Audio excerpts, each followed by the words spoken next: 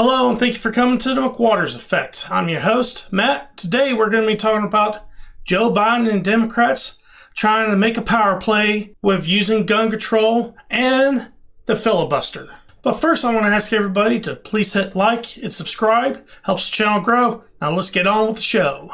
Now let's begin with Joe Biden calls on Congress to tighten gun laws in wake of Colorado's shooting that killed 10. And the president said he'll use every resource at his disposal to keep people safe. He said that on Tuesday. The problem is he don't have too many resources. He's going to have to use Congress. The reason is because a presidential executive order can't be used against a bill, something that's in the Bill of Rights. But any kind of gun control is not going to get past the Senate. It's 50-50. And obviously they have the vice president, they'll break the tie vote. But you still got to get past the filibuster, and that means you need 60 votes. Well, obviously Republicans are going to use the filibuster. And so, if I had to guess, Democrats are going to destroy the filibuster. Actually, it's not a guess. I'm 100% sure that's what they're going to do. Most people out there, they think they have a couple of senators on the Democrat side that won't allow that to happen when it comes to the filibuster or gun control. Well, I have something to tell you. You can't trust them, okay? They're going to do what's expedient to them. And not only that, Joe Manchin doesn't even have a very good gun rating with the NRA anyway. And Manchin's trying to push the Dems on the voting rights compromise, but amid talks of killing the filibuster. They're not going to pass this Voting Rights Act without killing the filibuster anyway, because this act is going to destroy the Republican Party. Republican Party won't be able to win president for probably the next 100 years or so if they pass this. It's possible to be a one-party system at that point. And really, when it comes to the Voting Rights Act, that's just tip of the iceberg. Another thing they're going to try to get rid of is the Electoral College. The Electoral College, the way it works, it's a Republic top-based voting system. It's not a Democratic, which a Republic is where the majority doesn't vote on the president. Even a minority can win. And perfect example is 2016. Hillary Clinton won the majority votes, but he won the Electoral College. Now, he won by 40,000 votes. 3 states, he won it by 40,000 votes. Now, if you look at Joe Biden this election, he won the election by 5 million votes, okay? But really, he won the election by Electoral College by 60,000 votes. If you had Georgia, Arizona, and Wisconsin flip 20,000 votes to Donald Trump, it would have been 269. Then it would have went to the Senate, which Republicans ran the Senate, and he would have stayed president. So even with that big of a vote total for Joe Biden, he narrowly lost. Democrats don't like that setup because it doesn't favor them. It gives Republicans too much of a chance to win. So they're going to destroy it. After that point, we're a democracy. We're not a republic at that point because that's the only thing that's keeping us as a republic. All right, back in the day, the Senate was actually voted in by the state when it comes to the state legislature and the governor. But then they got rid of that and went to popular vote. And they did that in, I believe, early 1900s. Woodrow Wilson was president when they did that. I don't need to wait another minute, let alone an hour, to take common sense steps that will save the lives in the future and to urge my colleagues in the House and Senate to act. President Biden calling on Congress to pass gun reform after the massacre in Boulder, the country's second mass shooting in less than a week. With us now, Ari Fleischer, former White House press secretary and a Fox News contributor. Ari, good morning to you, and thank you for your time today. I want to tap into your big brain a little bit about what to make of this now, Ari. What's on your mind? Bill, I think this is going to be the issue that breaks the Senate. I think that when it comes to the core, the heart that leads the Democratic Party, there are 2 issues. One is identity politics. The second is gun control. It is so deep and fervent inside the Democratic Party that gun control is the answer. They will break the filibuster over this. I don't think they have any choice. The base demands it. They demand action. They say thoughts and prayers are not enough. You think the filibuster is? So I think they're going to push gun control. They're not going to seek a bipartisan compromise, as Senator McConnell just discussed. Instead, they're going to try to get through whatever they can get through on 50 votes, and this will be the issue that they challenged the filibuster. Wow, quite a statement there. Another statement, President Obama came out immediately. We can overcome opposition by cowardly politicians and the pressure of a gun lobby that opposes any limit on the availability of anyone to assemble an arsenal. We can and we must. On the filibuster, though, Manchin put together that gun legislation with Pat Toomey 8 years ago. Right? That's on the heels of a number of mass shootings. Manchin said he's not on board the idea that was floated yesterday. Does that put a stop to your theory?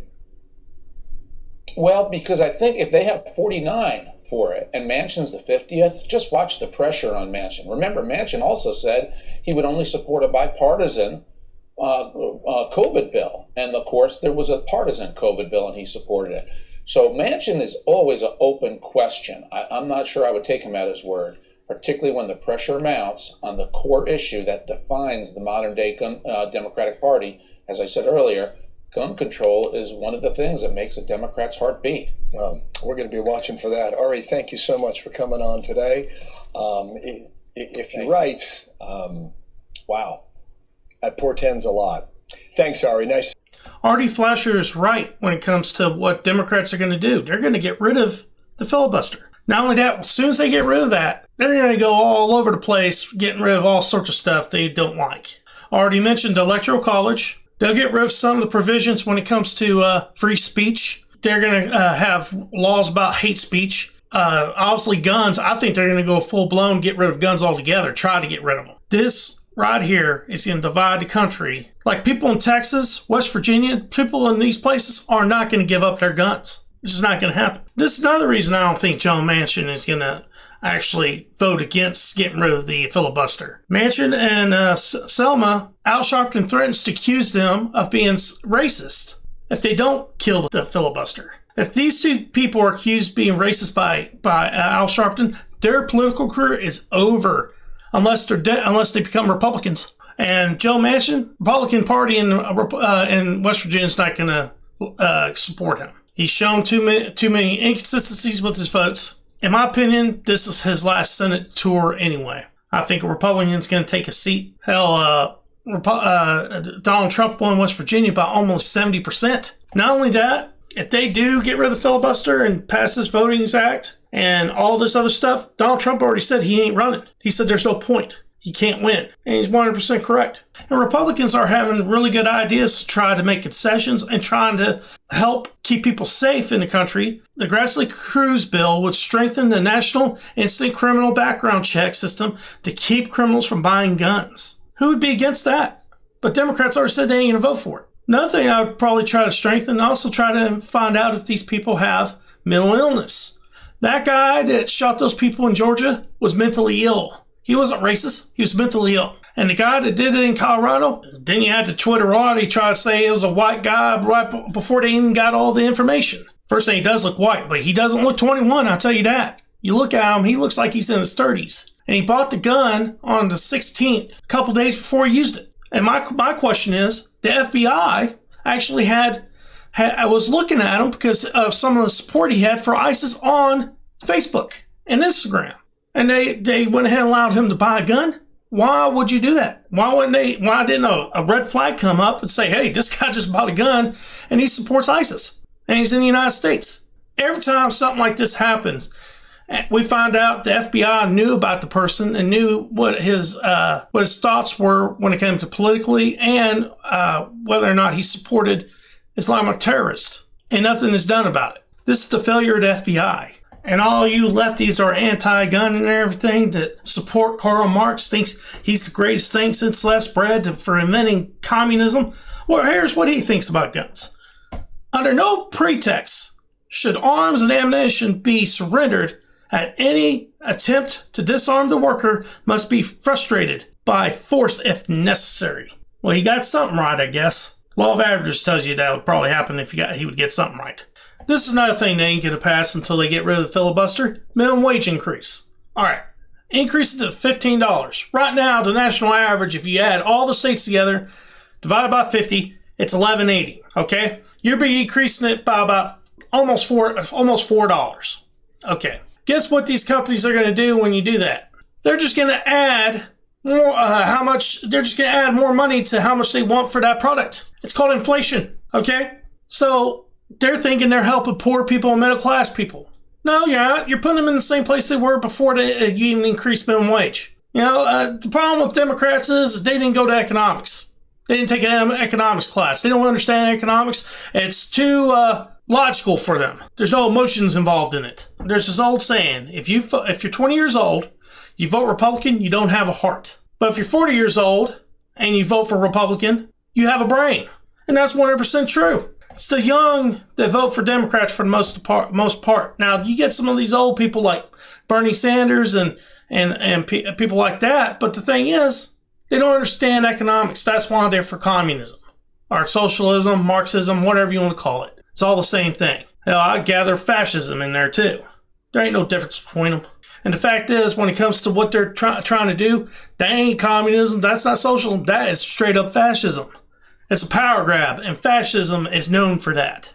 Fact is, all this stuff that's been going on in the country for the last couple of days is just window dressing, trying to keep people from paying attention what's happening on the southern border. That thing is a clusterfuck from hell, okay? It's a dumpster fire, cluster, it's everything. Throw it in the middle, burn it up. It is shit. And Joe Biden caused it. And now he's putting Kamala Harris in charge of the southern border. You don't talk about someone that's inept and has no idea what she's doing. There you go. Let's throw her into it. All she's going to do is keep with the same stuff that's going on now. Going to go back to the Obama administration policies, which were already there anyway. But really all this stuff is just to keep everybody's mind off of that and onto this. Because that border issue is hurting Biden's numbers. After the 2 shootings that's happened, he saw an opportunity to try to get everybody's mind off of the border and went with that. It's shameful. Well, guys, I'm done with my rant for today. Hope you enjoyed. If you did, hit like and subscribe. Helps the channel grow. Peace.